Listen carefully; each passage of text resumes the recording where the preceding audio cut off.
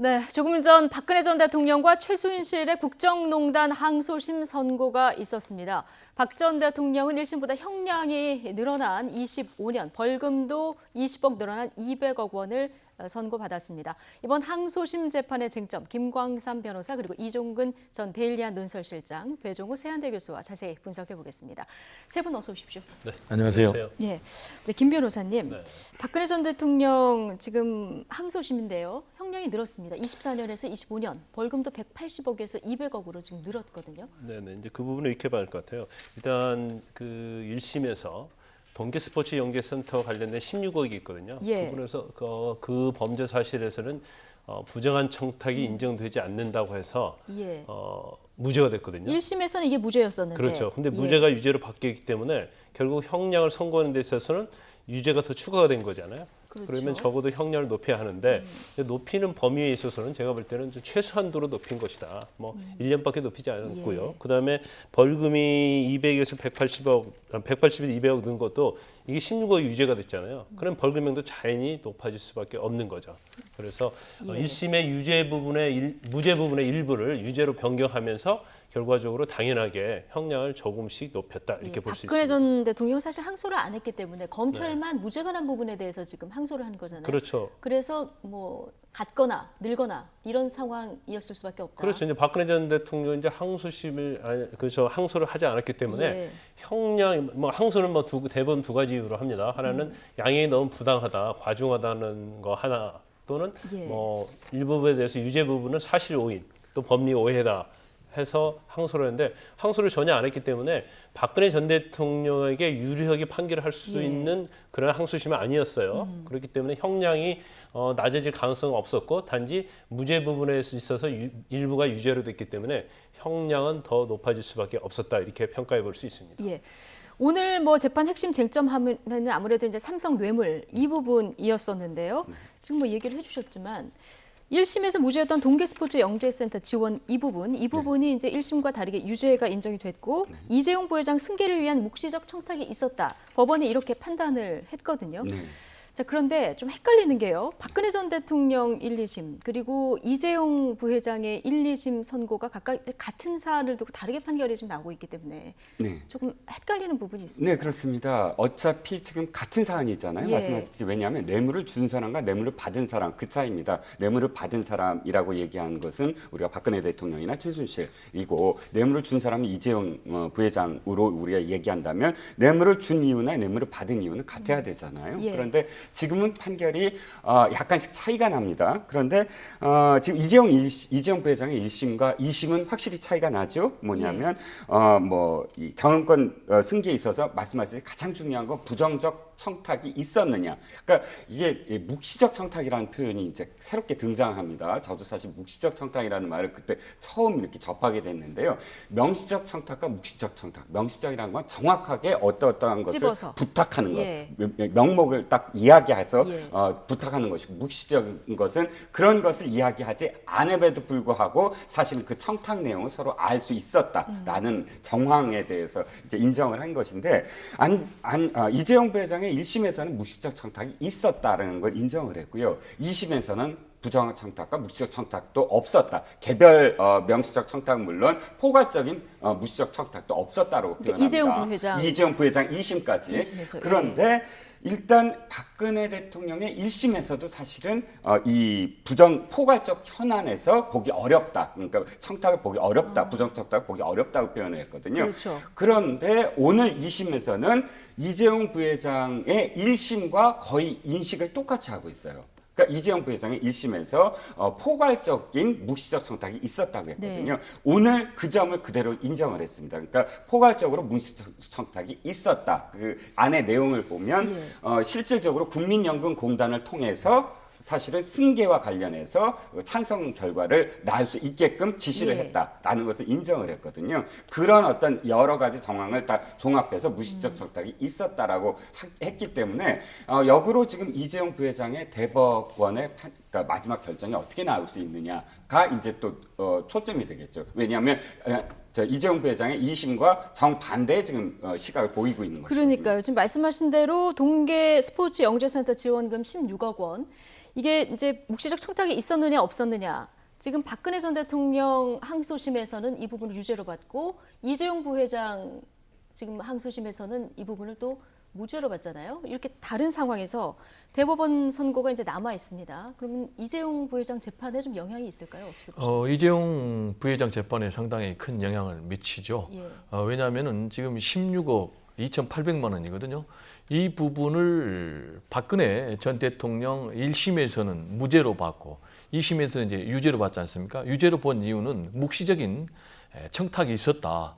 그러면 이제 청탁이 있으려면 청탁의 사유가 있어야 되는 거 아니겠습니까?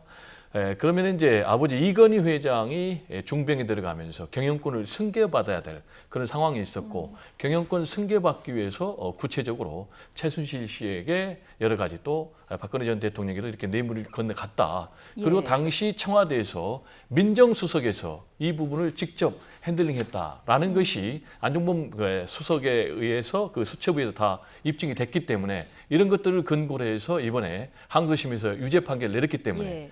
그런데 이제 다시 이재용 부회장 재판으로 가면은 2심에서 이 부분이 무죄가 됐거든요. 그렇죠. 그럼 이제 대법원에 가서 만약에 이게 유죄가 된다면은 그건 이제 봐야 되겠지만은 파기환송에서 유죄가 날 가능성이 지금 열려 있는 것이고 그렇게 되면은 현재 이재용 부회장 같은 경우는 2심에서 36억밖에 횡령액이 인정이 되지 않아 가지고 징역 2년 6개월에 집행유예 4년 해가지고 석방이 됐지 않습니까? 예. 그런데 만약에 50억이 넘게 되면은 무조건 5년 이상형을 선고를 해야 되고 그렇게 되면은 이제 집행유예를 할 수 없기 때문에 예. 다시 구속이 돼야 되는 그런 상황이기 때문에 이재용 부회장에게는 굉장히 영향이 있을 수 있다. 그렇습니다. 아주 예. 중대한 그런 상황에 처한 그런 판결이라고 말씀드릴 수 있겠습니다. 예. 정유라 씨 그 말 소유권 부분 이거는 박근혜 전 대통령 재판에서는 1, 2심 모두 지금 뇌물이 인정이 됐습니다. 그런데 이것도 사실 이재용 부회장 그 항소심에서는 이 부분이 또 무죄이지 않았습니까? 지금 우리가 지금 굉장히 아마 시청자 여러분 좀 헷갈린 부분이 있을 예, 거예요. 왜냐면 똑같은 범죄 사안인데. 사실이고 중첩인데 또 굉장히 재판이 많았잖아요. 뭐 그렇죠. 이재용, 신동빈, 최순실, 박근혜, 뭐 안종범, 국정농단 관련해서 재판이 많은데 중복된 거 있는데 결과가 또 다르게 나온 경우가 있어요. 또 재판부가 다를 때. 그런데 제가 한번 정리를 하자고 하면 예. 사실 이재용 부회장의 어떤 1심 재판 그리고 박근혜 전 대통령과 최순실 씨의 1, 2심 재판은 거의 내용이 비슷합니다. 그런데 이재용 부회장의 2심 재판에서 상당히 달라졌죠. 그러니까 이재용 부회장의 2심 재판만 좀 결이 다른 거예요. 그렇죠. 이재용 부회장이 굉장히 유리하게 나온 거예요. 예. 그러면 이제 어떤 부분인가를 저희가 한번 짚어보면 이제 방금 말씀하신 것처럼 정리를 이제 해주시면 정유라 말과 관련된 부분이거든요. 근데 정유라 말과 관련된 부분에 있어서 그 말 구입된 그런 것들이 72억이고요. 또 그에 관련해서 부수전 비용이 한 89억 됩니다. 87억 되죠. 그런데 1심에 이재용 부회장 1심에서도 이건 전체적으로 거의 다 인정을 했어요. 예. 박근혜 최순실 재판에서 다 인정을 했어요. 72억에 대해서 전체적으로 이제 87억이다 할지라도. 그런데 항소심에 가서 말 부분에 대해서 그중에서 말에 대한 실질적 소유권이 없다고 그래서 최순실에게 그중에서 36억을 제외를 했습니다. 그래서 그 부분에 차이가 나는 거고요. 예. 그다음 두 번째는 이제 동계스포츠 영재센터와 관련된 부분이죠. 아까 말씀드린 것처럼 이재용 부회장 사건의 1심에서는 여기는 청탁이 있는 것처럼 봐서 유죄를 했었는데 항소심에서는 여기는 청탁이 없다. 명시에 뭉시에 청탁이 없다고 이 부분이 또 무죄가 났어요. 그렇지만 박근혜 전 대통령과 최순실 씨 이쪽에서는 다 또 유죄가 났거든요. 예. 그다음에 세 번째가 이제 다른 부분만 얘기하면 안종범 수첩의 증거 능력에 관한 거예요. 예. 역시 이재용 부회장 1심, 박근혜 전 대통령, 최순실 씨 다 1심, 2심에서 안종범 수첩의 증거 능력을 인정했어요. 그런데 이재용 부회장 2심에서만 이 부분에서는 약간 전문 증거로 봐서 증거 예. 능력 인정할 수 없다고 그렇게 판결을 했어요. 물론 오늘 선고된 최순실 박근혜 전 대통령 선고에서는 안종범 전 수석의 수첩 부분에 대해서는 약간 한정적으로 증거 능력 인정했습니다. 간접 사실 정황 증거요? 그렇죠. 이렇게 아니, 그러니까 그런 부분을 증거 능력 있는데 예. 그 중에서 박근혜 전 대통령이 지시한 부분에 대해서만 그 예. 범위를 좀 축소해서 인정을 예. 했어요. 그렇지만 증거 능력을 인정한 것에는 별 변화가 없는 건데 그러면 이재용 부회장에 대한 재판이 굉장히 중요해졌습니다. 대법원에서. 그러면 사실은 박근혜 전 대통령하고 최순실 씨였던 1, 2심 재판과 거의 똑같은 결과가 대법원에서 나오면 예. 이재용 부회장이 굉장히 힘든 상황이 되는 거죠. 이게 바뀔 수 있으니까. 예, 바뀌게 특히 되면은 어떻게 되는 겁니까? 그런데 그 중에서 제일 중요한 부분이 예. 지금 이재용 부회장 이 항소심에서 그 마필과 관련된 부분이 36억을 제외하다 보니까 특가법상 50억 밑으로 떨어졌어요. 예. 그런데 만약에 이게 그런데 유죄로 인정이 되면 오늘 선고된 대로 대법원이 선고되면 전체적으로 그 대금이 87억이 올라갑니다. 예. 그러면 그 특가법상 5년 이상 무기징역 되는 거거든요. 그러면 결과적으로 이게 일부에서 마필된 것과 관련해서 유죄가 일부 인정되면 대법원 그 대법원에서 판결에서는 파기환송되면서 또 파기환소심에서 법정 구속도 될 수 있는 아주 어려운 처지에 처할 수가 있습니다. 그렇군요. 전체적으로 판결 내용을 보면 이재용 부회장 2심 판결만 조금 튀는 그렇죠. 이런 다르죠. 판결이 되는 거라서 앞으로 관련해서 대법원 판결 좀 주목해서 봐야 될 것 같습니다. 박근혜 전 대통령 오늘 재판 생중계 안 했고요. 그리고 재판에도 나오지 않고 있습니다. 계속 이제 나오지 않고 있는데 오늘 재판부가 뭐라고 했냐면 사회 전체의 고통이 큰데 지금 범행을 부인하고 있고 반성도 안 하고 있다. 그래서 법정 출석도 거부하고 있어서 엄벌이 불가피하다. 이렇게 얘기를 했는데 출석을 안 하는 부분 이런 부분도 좀 영향이 있겠죠. 그렇죠. 오늘 재판부가 표현한 것 중에 가명의 어떤 요인들이 있어요. 가명해 줄 수 있는 요인이 뭐냐면 잘못을 인정하고 범행을 반성을 한다든가 아니면 법정에 출석을 한다. 출석을 해서 이 법과 관련된 다툼에 대해서 자신이 소명할 것을 적극적으로 해야 된다라는 그런 내용인데요. 어떻게 표현했냐면 피고로 인해서 사회 전체가 받은 고통이 헤아리기 어려운데 아니 범행을 계속 부인하고 반성도 안 하면서 마지막으로는 정당한 이유 없이 계속 출석을 거부해서 실체적 진실을 알고자 하는 국내 여망에 부응하지 않고 있다. 이 표현 때문에 더 엄벌에 처한다라고 표현했거든요. 그러니까 우리가 법정 출석을 하지 않을 때 사실은 대부분의 그 시각이 이렇게 되면 더 불리할 것인데 어차피 불리할 것을 알면서도 사실은 형량에 구애받지 않고 이것을 정치적인 어떤 이슈로 넘어가게 하고자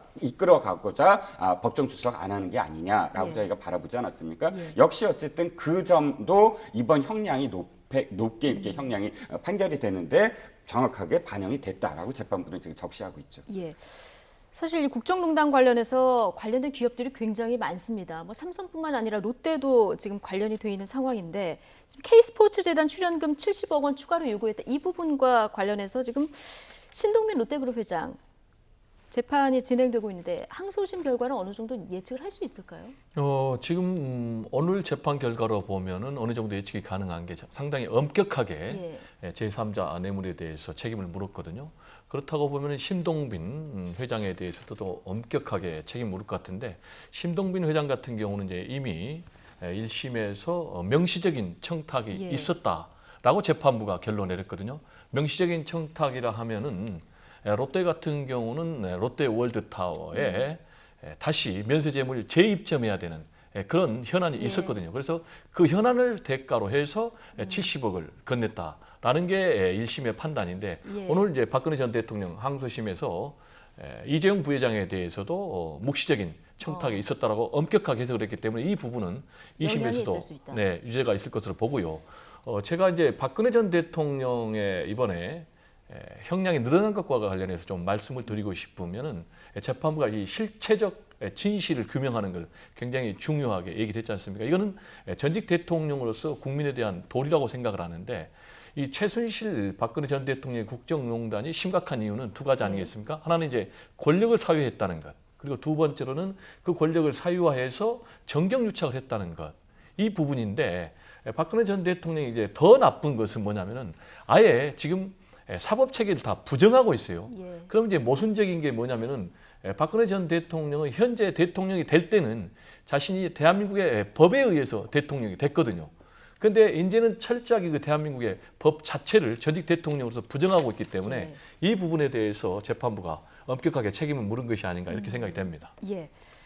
오늘 최순실, 안종범 다 2심 선고가 있었는데요. 최순실 씨는 징역 20년 이 부분이 같고요. 안종범 전 청와대 정책조정수석은 징역 6년이었었는데요. 징역 5년으로 1년이 감형이 됐습니다. 어떤 부분에서 감형이 된 겁니까? 일단 물론 국정농단에 개입을 많이 했지만 여러 가지 사정을 참작했을 거라고 봐요. 그런데 일반적으로는 1심과 어떤 다른 무엇이 없으면 형량을 깎지 않는 게 원칙이거든요. 예. 그런데 아마 수사 협조도 했고 뭐 이런 여러 가지 저희가 판결 이유는 들어보지 않았지만 그러한 점들이 좀 가만히 됐지 않았나 예. 이런 좀 생각을 해보고요.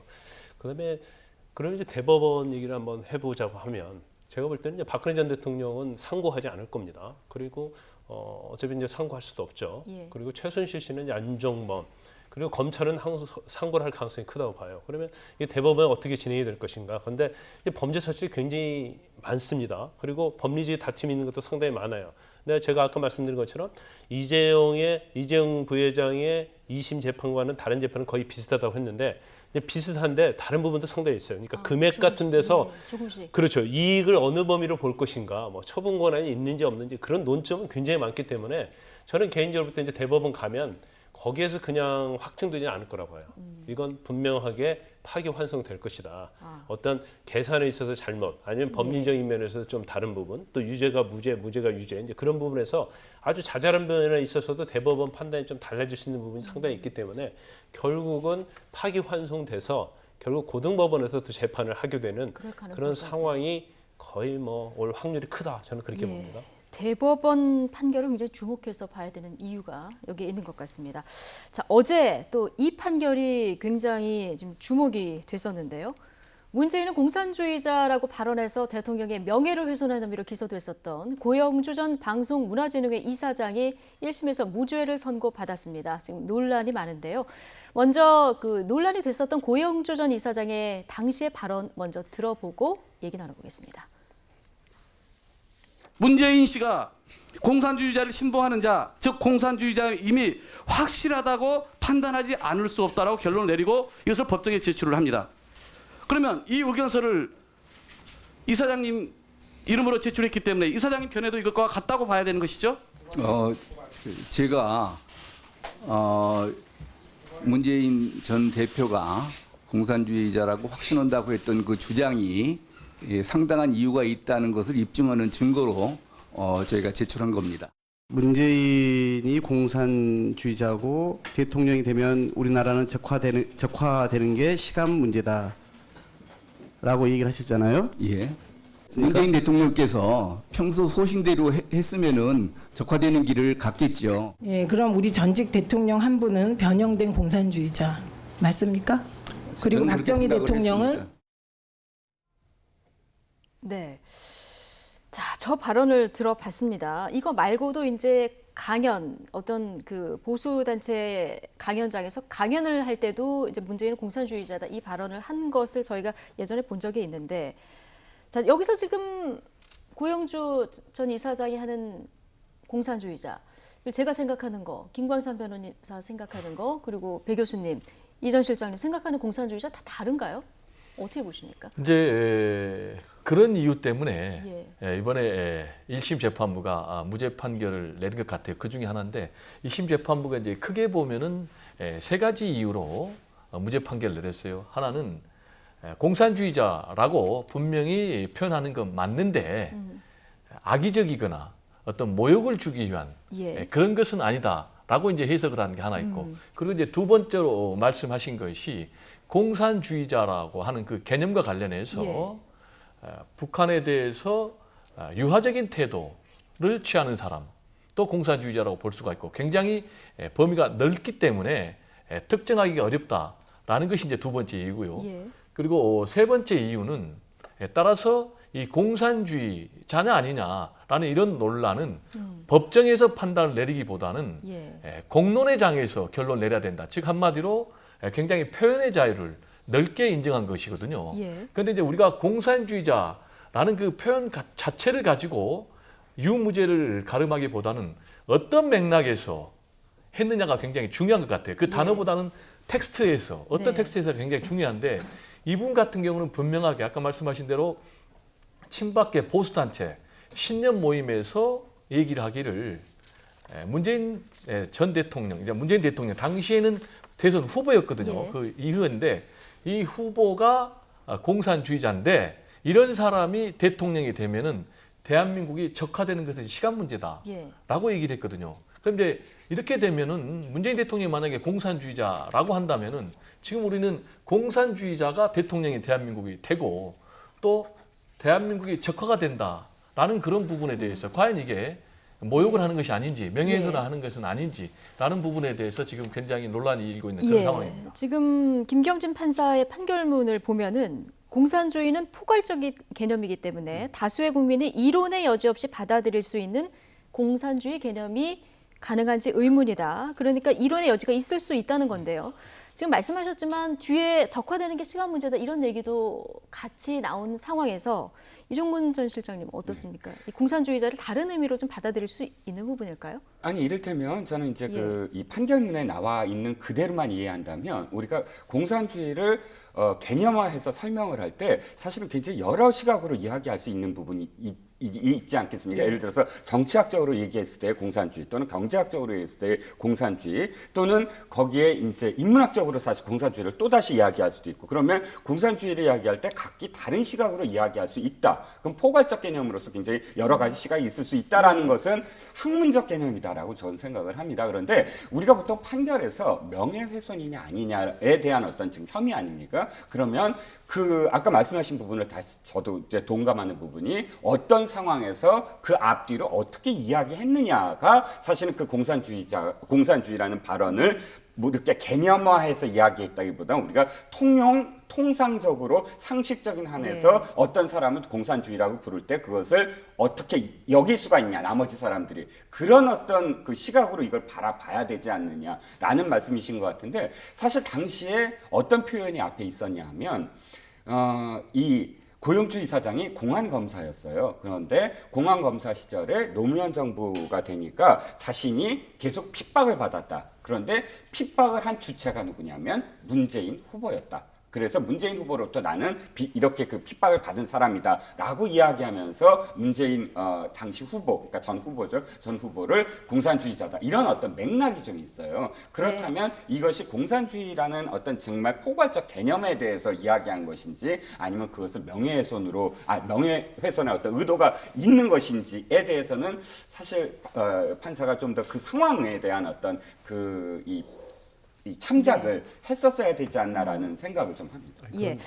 이번 판결을 두고 더불어민주당은 비상식적 판결이라면서 강하게 반발하고 있습니다. 특히 판사 출신인 박범계 의원 1심 무죄 판결에 속아 웃을 일이다 이렇게 강한 비판을 쏟아냈는데요. 들어보시죠. 그러니까 처음부터 고용주 이사한테 면죄부를 주기 위해서 일종의 그 어떤 프레임을 만들어 놓은 것 같은데요. 네. 그 김경진 판사가 공산주의에 대해서 일단 연구한 흔적이 없어 보이고요. 더욱 중요한 것은 그 고용주란 사람이 평생을 공안검사로 대검 공안기획관을 지낸 사람으로서 그러니까 처벌을 위한 공산주의 형식 논리에 대해서 가장 전문가에 해당하는 사람입니다. 그 사람이 공산주의자라는 표현을 썼다는 것은 그냥 흔하게 얘기하는 어떤 시장통에서 나올 수 있는 그러한 얘기들이 아니고 아주 치밀하고 계획적이고 이것이 가져올 어떤 정치 사회경제적인 효과까지도 고려한 발언이거든요. 그 부분에 대한 판사의 이해나 이것이 일반 국민들에게 어떻게 부정적 영향을 미칠 것인가에 대해서는 전혀 고뇌한 흔적이 없어 좀 창피하다는 느낌이 들었습니다.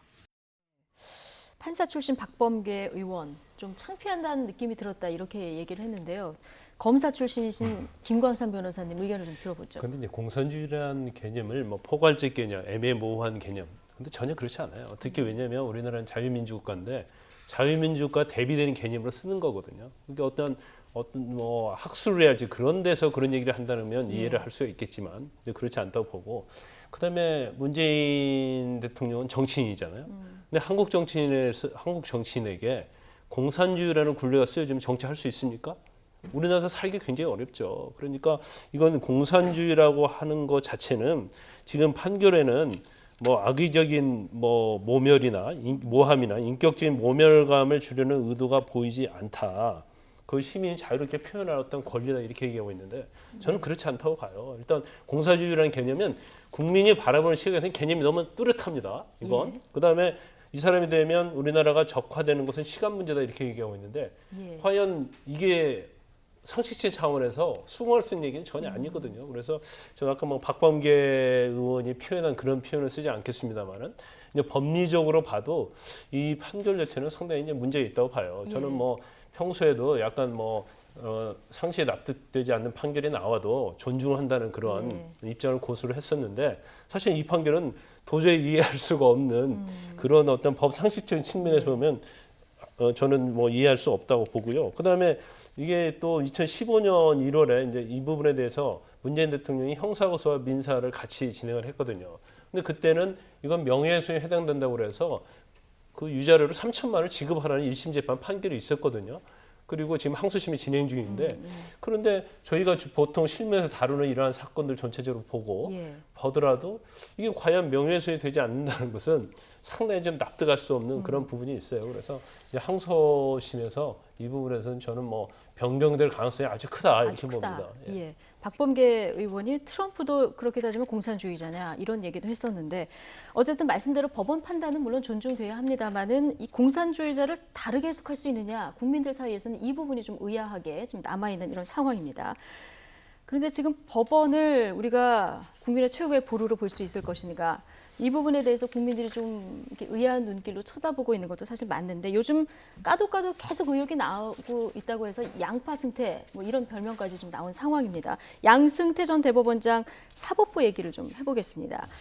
정은호 게이트 2016년에 굉장히 이제 컸었던 사건인데요. 이때 판사들도 좀 연루가 됐었는데 이걸 막기 위해서 검찰총장을 압박하려 한 정황이 지금 나온 거예요. 네. 예. 아니 이 양승태 대법원장의 이 사법부 농단 사건을 보면서 사실은 있을 수 있는 일이냐라는 걸 계속 느끼는데 이번 사건도 사실은 정말 충격적입니다. 어떤 충격이냐면 사실 우리가 법조 3윤이라고 하지 않습니까? 그러니까 뭐 검찰과 재판부와 그다음에 이제 법조계의 이 변호사까지 포함해서 이 3윤이라는 것은 각각 축으로 해서 사실은 우리나라의 사법 체계를 이끌어가는 축이지 않습니까? 그런데 이 축 중에 사실은 서로 관여를 해서 압박을 하고 하는 이유가 자신의 조직을 보호하기 위해서. 그러니까 조직을 보호하기 위해서 압박을 하고 회유를 하고 언론에 흘리겠다. 그러니까 내용을 보면 이거죠. 이 현직 판사가 지금 네이처 리퍼블릭 대표였던 정운천 씨한테 이 뇌물을 받은 혐의를 지금 검찰이 수사하려고 하자 이 문건에 따르면 USB에 있는 문건에 따르면 지금 당시에 그 검찰총장이었던 김수남 검찰총장이 이 정운천 씨와 관련해서 이전에 어떤 사건, 도박 사건이 있었는데 사실은 중앙지검장 시절에 무혐의. 이 도박 사건이 무혐의 됐다라는 것을 언론에 흘리거나 아니면 이것으로서 검찰에 회유를 해서 만약에 검찰이 안 들어준다면 2단계 플랜을 하자라는 구체적인 어떤 이야기들이 지금 담겨져 있다는 말이죠. 그렇다면 거의 이건 뭐 우리가 영화에서 보는 조직 폭력 배들이 자신의 조직을 보유하기 위해서 언론을 회유하거나 하는 행위와 사실은 제가 뭐 표현이 과격하다고는 하지만 뭐가 다를 수가 있겠습니까? 그러니까 결국은 조직을 보유하기 위해서 무슨 일이든 할 수 있다라는 것이 사법부가 만약에 그렇게 한다면 그건 우리 사법부에 대한 최소한의 어떤 신뢰도를 떨어뜨리는 정말 기본적인 충격적인 사건이 아닐까 싶습니다. 그렇게 과격한 것 같지는 않습니다. 이건 사실이라면은 언론에 알리거나 검찰총장을 압박해야 된다. 지금 이런 정황이 지금 나오는 거잖아요. USB 그렇습니다. 문서에 지금 들어있는 이런 상황인데 어떻게 그 검찰총장을 압박하겠다? 정황이 어떻게 되는 거예요? 이제 방금 얘기를 잠깐 하셨지만은 이 정은호 네이처 리퍼블릭 대표가 이전에 김수남 검찰총장이 서울 중앙지검장 시절에 무혐의 받은 그런 적이 있거든요. 그래서 이걸 가지고 언론의 첫 번째 흘리거나 아니면 두 번째로 임종원 행정처장을 직접 보내서 검찰총장하고 단판을 지라는 거죠. 단판을 지어라. 네, 이제 이런 것을 보면은 굉장히 충격적인 게 이건 하나의 공작이고 거의 정보기관에서 한 건데 그러면 왜 이렇게 하느냐? 그럼 여기에 이제 이미 당시에 부장판사가 그에게 뇌물을 받은 혐의가 드러났기 때문에 꼬리 자르기라는 것이죠. 즉 그 얘기는 뭐냐면 그 김수천 부장판사 선에서 끝나는 것이 아니고 제2, 제3의 다른 법관들도 연루될 가능성이 있다. 따라서 꼬리 자르기, 더 이상 확대되지 않게 막자라는 그런 측면이기 때문에 그렇다면 만약에 이게 실제로 성공을 했는지 여부도 궁금하고요. 예. 또 실제로 성공을 해서 더 이상으로 확산되는 것을 막았는지 이런 것도 굉장히 궁금하거든요. 그런데 당시에 이런 내부의 그런 검찰의 수사 상황, 이런 기밀을 빼돌린 이제 심강렬 부장판사가 있는데 이 부분에 대해서 검찰이 수사를 하려고 압수수색 영장을 청구를 하니까 기각을 했어요. 기각 이유가 굉장히 납득이 안 가는 게 꼭 검찰에서 그 자료를 압수를 해야 될 필요가 있느냐라는 것, 그리고 기밀을 빼돌렸다는 그런 의문이 드느냐라는 거거든요. 이렇게 보면은 결국 이제 총체적으로 사법부 농단이 이루어졌다는 그런 것을 우리가 어느 정도 예측할 수 있는데 이게 굉장히 심각한 게 그러니까요. 네, 사실 쿠데타보다 더 심각합니다. 이제 오늘날은 쿠데타는 일어날 수 없는 그런 상황인데 이렇게 되면은 국민이 마지막으로 믿을 수 있는 것이 결국 이제 법정 아니겠습니까? 그런데 모든 것을 다 거래로 해서 재판이 진행된다면은 누가 재판부를 믿을 것이고 재판부를 믿지 못한다면 나라가 존재하기 어려운 상황이죠. 그러니까요. 참 재판부 자체가 거래 공작을 했다는 것 자체가 국민들이 참 들어도 이해가 안 가는 이런 부분인데 지금 잠깐 언급을 해주셨지만 검찰이 수사를 하려고 해도 뭐 구속영장도 아니고 압수수색 영장도 계속 줄줄이 기각이 되는 이런 상황이란 말이죠. 어떻게 앞으로 이 사법농단 부분에 대한 수사를 이어갈 수 있을까요? 굉장히 그 수사하는 데 있어서 압수수색 영장이 굉장히 중요해요. 왜냐하면 일반적으로 수사의 대상은 범행을 부인하죠. 그럼 범행을 부인하면 문건이 됐건 아니면 디지털 증거가 됐건 객관적인 증거를 발견을 해야 하는데 그거 발견하는데 방법은 제일 중요한 것은 압수수색 영장이란 말이에요. 그런데 지금 압수수색 영장을 기각한 사유가 이미 그의 보고된 문건을 가지고 있는데 검찰은 추가로 뭘 얻을 거냐. 그러니까 압수수색 영장을 압수수색할 필요가 없다. 이제 그런 취지로 기각을 한 것으로 보입니다. 그런데 지금 이 문건에 관해서는 저희가 좀 사실관계를 좀 알아야 돼요. 어떤 사실관계냐면 2016년도에 네이처 리퍼블릭 정은호 게이트가 터지잖아요. 그리고 관련돼서 아마 시청자 여러분도 다 아실 거예요. 이제 최유정 변호사가 뭐 한 50억 정도 변호사 비용을 받았고, 근데 그 과정에서 정은호 씨의 사건 자체를 좀 어떻게 보면 형량을 낮추든지 무마하려고 해서 법원에 있는 판사가 한 5명 정도, 5, 6명이 이게 연계돼 있다는 소문이 막 돌았어요. 그리고 사실 실명으로 이름이 많이 돌았죠. 그런데 결과적으로 밝혀진 것이 김수찬 부장, 김수찬 부장이 뭐 고급 승용차하고 합쳐서 한 1억 6천 정도 받은 그런 혐의가 결국 나중에 밝혀졌죠. 그래서 이제 법원의 입장에서는 이 계속 검찰에서 수사가 되게 되면 법원의 전체적인 법조 비리로 갈 가능성이 크다고 판단하는 것 같습니다. 그래서 이걸 어떻게 하면 은폐하고 축소할까 그런 생각을 가지고 있어서 이러한 문건을 작성한 것으로 보여요. 그런데 지금 이 부분에서도 좀 약간 비판을, 영장 기각 부분에 대해서, 압수수색 영장 기각 부분에 대해서 비판을 하는 이유가 뭐냐면 이거 말고 서울 서부지검에서 기획판사로 있던 판사, 남호 판사가 그 집행관에 이제 비리가 있었거든요. 근데 그거 수사하는 과정에서도 사실 기밀을 유출해서 법원 행정처에 보고하고 또 경우에 따라서는 그 뭐 기밀이 당사자인 집행관들인 피의자에도 갖지 않은 그런 논란이 있었는데 그 영장에 압수수색 영장은 발부를 해줬어요. 그런데 이 압수수색 영장은 거의 똑같은 사람인데 발부를 안 해줘서 이 부분에 대해서는 굉장히 비판을 하고 있는 거죠. 그러니까요. 이 법원의 비리를 덮는 법원, 이 대법원을 국민들이 과연 어떤 시선으로 바라보고 있을지 이 부분을 좀 생각해 주시면 좋을 것 같습니다. 정치권 소식으로 넘어가겠습니다. 오늘 갤럽 여론조사가 나오는 금요일인데요. 이번 주 대통령 국정 운영 지지율과 정당 지지율 어떤 변화가 있었을까요? 장민정 앵커가 정리해드립니다. 문재인 대통령 국정 수행 지지율이 계속 내림세입니다. 50% 중반대까지 떨어져 취임 이후 또 최저치를 경신했습니다. 조금 전 발표된 한국갤럽의 여론조사 결과를 보면 지난주보다 4%포인트 하락한 56%를 기록했습니다. 어제 발표된 리얼미터 조사에서도 마찬가지입니다. 지난주보다 0.8%포인트 떨어진 55.5%로 나타났는데요. 고용에 이어 분배 지표에서도 최악의 성적표가 나오면서 경제 문제가 발목을 잡은 것으로 보입니다. 이어서 정당 지지도 살펴봅니다. 대통령 지지율의 고전 속에 더불어민주당의 지지율 역시 하락했는데요. 지난주보다 2%포인트 내린 42%를 기록했고요. 정의당의 고공행진은 계속되고 있습니다. 지난주에 이어 이번 주에도 15%의 지지율을 보였고요. 자유한국당도 지난주와 마찬가지로 11%의 지지율을 유지했습니다. 지금 전체적으로 보면은 대통령 지지율하고 여당인 더불어민주당의 지지도가 지금 계속해서 빠지고 있는 이런 상황입니다. 가장 큰 원인 하면은 지금 뭐 경제 문제일 텐데요. 네.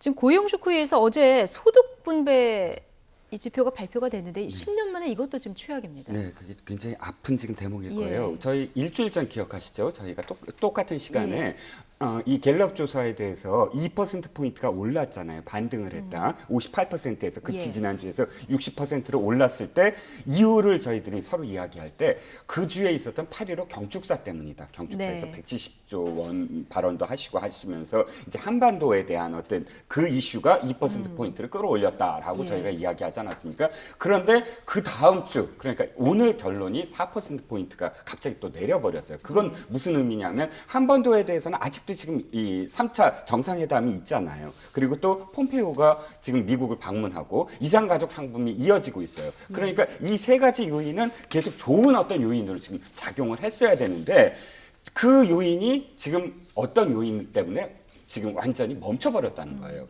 도리어 다시 하락을 했다. 말씀하셨듯이 지금 고용 지표의 어떤 악화 상황이 계속되면서 사실은 지난 주말에 그 두 경제 투톱이 부딪히는 어떤 양상이 보여지고 그 다음 연이어서 지금 분배, 양극화의 어떤 아주 그 성적표가 또 나와버리지 않았습니까? 이 모든 것들이 상위 계층은 더 늘고 그렇죠. 하위 계층도 줄고 해서 격차가 벌어진 격차가 거예요. 훨씬 더 벌어졌죠. 이 정부가 사실은 처음 1년 동안은 사실 그 이전 정부의 어떤 그 이 지표들이 계속 영향을 받았다라고 할 수 그렇게 이야기를 했지만 지금의 지표는 그렇게 변명할 수가 없는 상황이 돼 버렸어요. 네. 그렇기 때문에 지금 뭐 두 축, 그러니까 이 정부의 가장 큰 어떤 성과인 한반도와 관련된 평화 모드가 지금은 경제 이슈를 넘어서지 못하고 있다. 경제 이슈가 굉장히 심각한 어떤 지경에 이르고 있다가 지난주와 이번 주에 어떤 이 지지율 격차의 이유가 아니냐, 현상이 아니냐라고 분석해 볼 수가 있겠습니다. 경제 문제는 뭐 바로바로 체감이 되니까요. 그런데 고용 쇼크도 그렇지만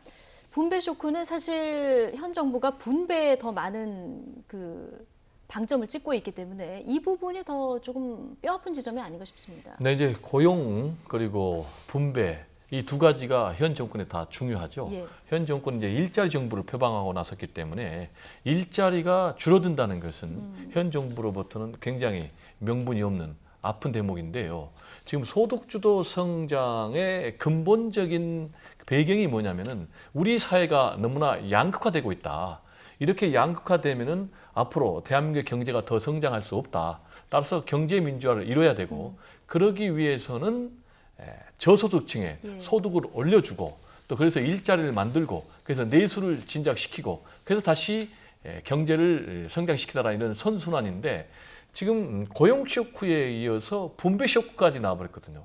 즉 이 얘기는 뭐냐면은 분배를 사실은 제일 큰 목적으로 소득주 성장을 하고 있는데 분배에서도 오히려 지금 더 크게 격차가 심화되는 그래서 지금 2008년 이후에 굉장히 심화돼 가지고 상위 소득은 오히려 늘었어요. 상위 20%는 10.3%가 늘었는데 반대로 하위 20% 7.6%가 줄었거든요. 그래서 이렇게 되면은 고용 쇼크에다가 또 분배 쇼크까지 다 와버리니까 문재인 정부의 입장에서는 굉장히 곤혹스러운 상황인데 그래서 앞으로 재정을 더 확충하겠다.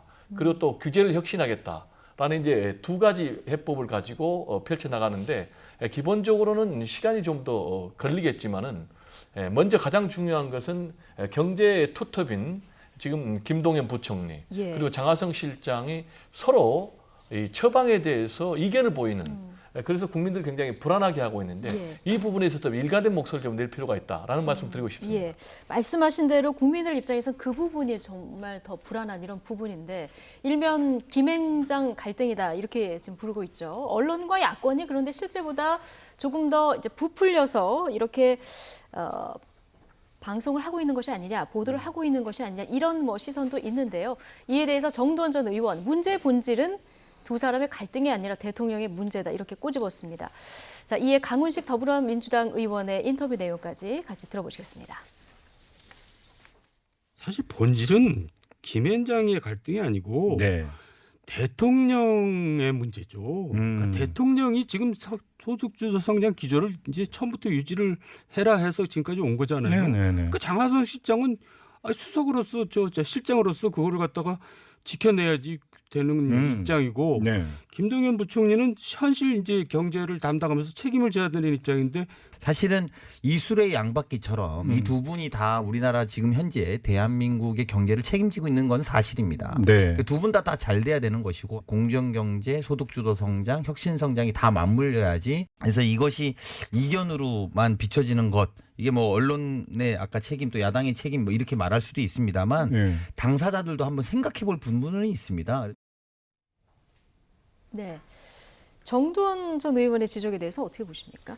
저는 일견 앞에 부분은 저는 동의를 합니다. 어떤 부분이냐면 두 사람의 문제가 아니라 문재인 대통령의 문제다라는 부분은 제가 공감을 합니다. 그러니까 어떤 공감을 하냐면 지금 사실 이견이 있는 것처럼 보인다. 사실은 언론이 잘못 생각하고 있다. 야당이 잘못 생각하고 있다라고 만든 건 두 사람이에요. 두 사람이 사실은 계속 다른 목소리를 내는 게 우리가 생생하게 국민들도 보지 않았습니까? 이 정도 됐으면 사실은 문 대통령이 직접 나서서 정리를 해야 된다. 그러니까 컨트롤 타워는 사실 누구냐? 그러니까 김동연 부총리가 컨트롤 타워라든지 뭐 힘을 좀 더 적극적으로 누구한테 실어준다거나 아니면 지금 우리가 어떤 방향으로 가야 된다라는 것을 사실 문재인 대통령이 취임하셨을 때 이 약속을 하셨어요. 기자들과 자주 만나겠다. 국민들과 자주 만나겠다. 그런데 제가 안타까운 건 뭐냐면 박근혜 대통령과 좀 비슷한 그런 그 소통을 보여요. 박근혜 대통령이 언제나 수석 비서관 회의 때 모두 발언으로 국민들과 소통을 했거든요. 근데 지금 문재인 대통령이 딱 그 모두 발언으로 사실 국민들한테 전하는 메시지를 대신하고 있어요. 세 보면 사실은 기자회견 그렇게 많이 안 하셨어요. 그리고 국민들에게 직접 만나는 어떤 그런 뭐 이벤트라도 좋습니다. 국민들에게 전하는 어떤 메시지 이런 것들이 직접 나서지 않고 계신데 지금 경제가 고용 쇼크, 지금 분배 쇼크 다 심각하지 않습니까? 그러면 더 이상 정부 내에 이견이 없다라는 것을 문재인 대통령이 직접 나서서 말씀을 하셔야 된다.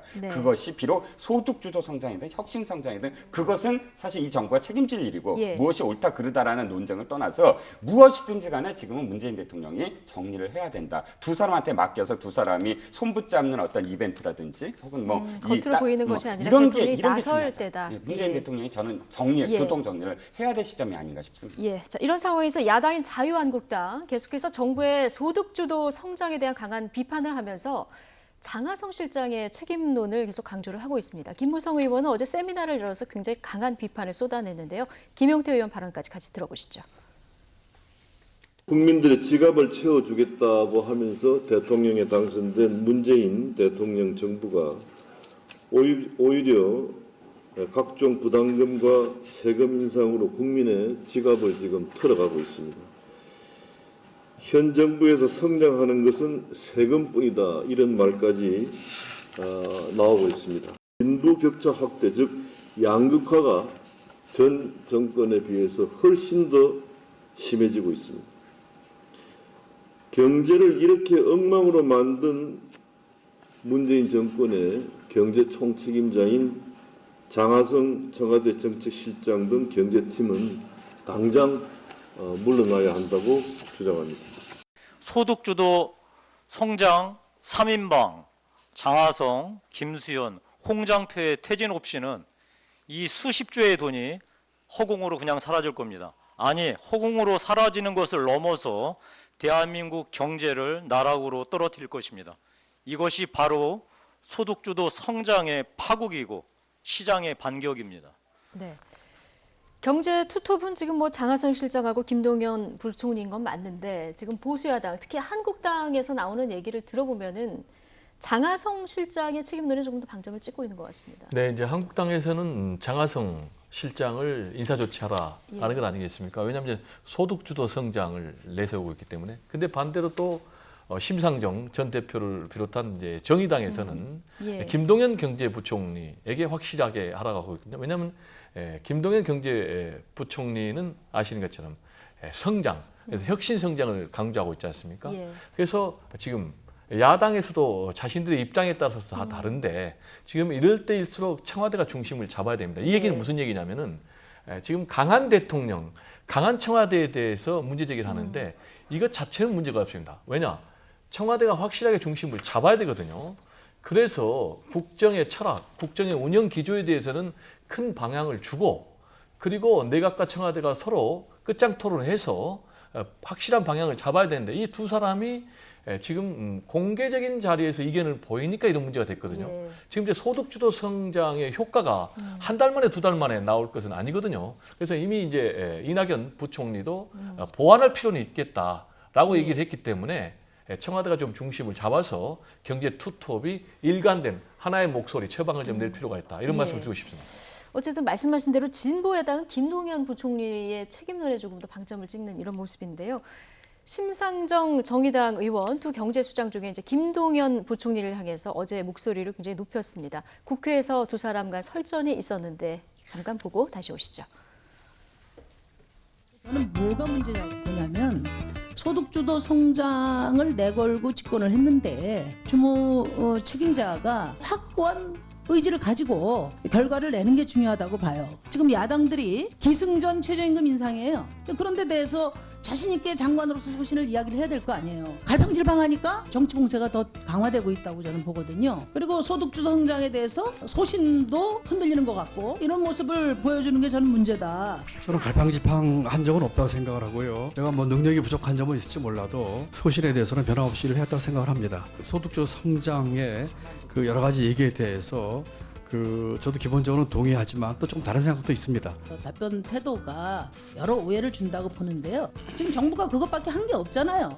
소득주도 성장의 구성 내용은 많지만 그래서 이제 일부 한 거다. 그 정책 목표는 소득분배 양극화, 계층 이동 단절 이런 장관이 제 말뜻을 제대로 이해를 못 하시거든요. 그게 뭐 저하고 뭐가 다릅니까? 아니 그러니까 제 말씀 좀 더 들어보시죠. 야당 이야기하는 거, 여당 이야기하는 거 다 하나씩 이렇게 걸고 넘어져야 균형이 있다 이렇게 생각하지 마시고. 아니 그런 뜻이 아니라니까요. 취지에 대해서 확고하고 분명하게 자신 있게 밀고 나가세요. 그렇게 하고 있다니까요. 좀 이따 더 이야기하시죠. 그리고 제 말 좀 들어주셔야지. 예. 혼자 말씀하십니까? 아니 요거 좀 하고 나서 또 말씀하세요. 네.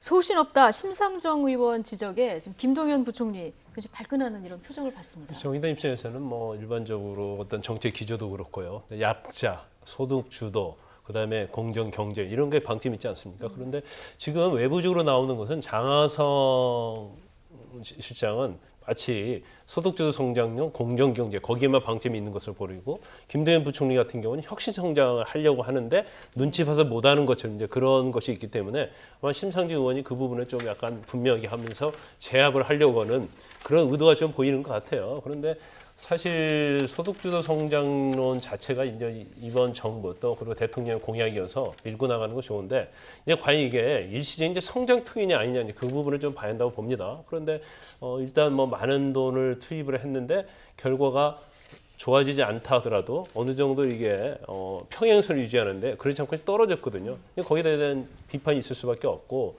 특히 자영업자나 뭐 근로소득자들이 지금 최저임금과 관련해서 사실은 우리가 그 최저임금 말고도 자영업자는 이제 최하위 소득계층은 우리가 근로소득, 사업소득, 이전소득은 나누거든요. 근데 사업소득이랄지 근로소득이 올라가줘야 하는데 오히려 이전소득은 이제 복지비용이랄지 이제 정부에서 풀어주는 돈이에요. 근데 그것은 는다 하더라도 사업소득과 근로소득이 오히려 늘지 않는 거죠. 그런 부분들이 최저임금이랄지 아니면 실업률이 하다 보니까 그렇게 된 겁니다. 그러면 이 정도 선에서는 이제까지 어떤 1년 동안 1년 좀 넘게 문재인 정부에서 소득주도에 중점을 맞춰줬다고 하면 앞으로는 두 축으로 가야지 않나 싶어요. 왜냐하면 결과가 그렇게 좋게 나오지 않았기 때문에. 그래서 그런 부분에 대해서 과연 계속적으로 투톱이 계속 갔을 때 계속 만약에 봉합되지 않고 계속하면 과연 우리가 배가 산으로 간다 하듯이 뭔가 일관성이 없는 정책이 이루어질 가능성이 있기 때문에 정의당도 마찬가지고 굉장히 국민의 바람 입장도 불안할 수밖에 없고 그다음에 여론 지지가 굉장히 지금 떨어지고 있는 중에 하나가 가장 그 여론조사 기관에서 한 거에 보면 경제 민생에서 문제 해결이 부족하다. 이것이 가장 1순위거든요. 근데 이 부분은 정부가 좀 명심해야 한다고 봅니다. 뭔가 좀 정리가 필요한 시점이다. 이런 얘기 해주셨는데 여러 논란 속에서 김동연 부총리 최근에 필요하다면 적절한 시기에 내가 책임을 지겠다. 이런 말을 자주 했는데요. 어제 국회 기재위에서도 또 이런 발언을 했습니다. 들어보시겠습니다. 제가 기억하기로는 대통령께서 그 말씀하시기 전에 제가 이미 그 지금의 이런 상황에 대해서 책임을 져야 될 사람이 있다면 제가 책임을 져야 될 사람이라고 말씀을 드렸고요. 또 지금의 그 일자리로 어려움을 겪고 계신 국민들 생각하면 지금 당장으로 책임을 지는 것이 도리다. 그렇지만 여러 가지 그런 면에서 책임을 지고 회피하지 않겠다 이런 뜻으로 제가 드린 말씀입니다. 다른 누구보다도 제가 가장 책임을 져야 될 사람이라고 생각하는 데는 변동이 없습니다.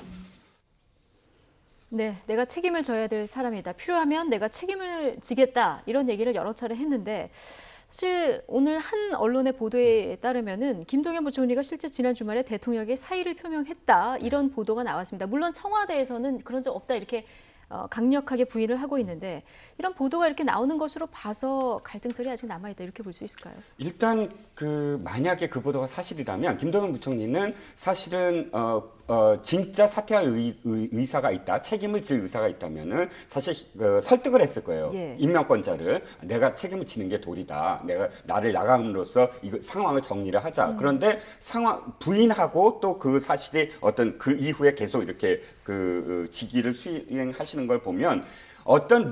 나한테 다시 신임을 달라 이렇게 사실 액션을 취할 수도 있어요. 예. 왜냐하면 그 다음날 바로 문재인 대통령이 그런 발언을 하셨거든요. 수석부장회의에서 직을 걸어라라는 것보다는 앞에 부분 그러니까 이 부분과 관련해서 봉합하는 어떤 뉘앙스의 말씀을 하셨어요. 그리고 나중에 이제 직을 걸 만큼 열심히 해라. 동료의 뜻으로 받아들이지 받아들일 수가 있거든요. 그래서 정황상 이 기사가 만약 사실이라고 믿는 쪽은 이 스토리가 딱딱 이어지는 거죠. 당정청 회의에서 끝나자마자 사의를 표명했고 근데 그 다음날 대통령이 직접 나서서 양 투톱과 관련한 이런 발언을 해서 그 투톱이 계속 일하게끔 만들어줬다.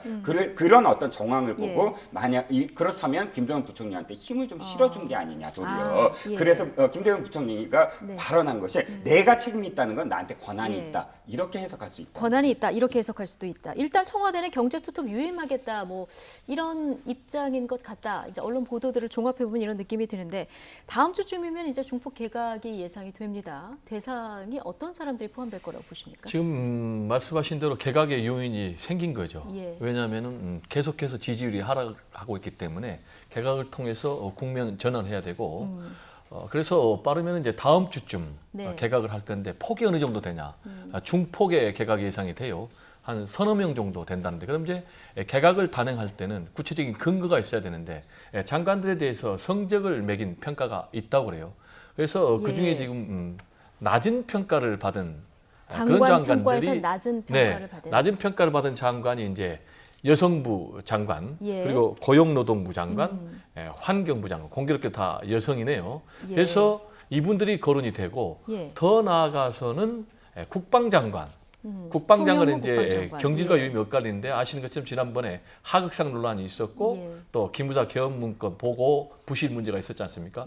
여기에다가 또 최근에 교육 문제로 굉장히 문제를 일으키고 있는 이제 김상곤 교육부 장관에 대해서도 경질설이 나오고 있기 때문에 지켜보면은 앞으로 한 서너 명 정도로 끝날 것인지 아니면 또 법무장관까지 해서 더 큰 폭으로 할 것인지가 앞으로 문재인 대통령의 의중을 우리가 엿볼 수 있는 그런 대목이 아닌가 생각이 됩니다. 중폭이 될지 대폭이 될지 뭐 다음 주 돼봐야 하니까요. 다음 주 아마 개각 발표가 있을 것 같다 이런 보도들이 나오고 있습니다. 자, 김광삼 변호사 그리고 이종근 전 데일리안 논설실장 배조고 세한대 교수와 함께했습니다. 세 분 고맙습니다. 감사합니다.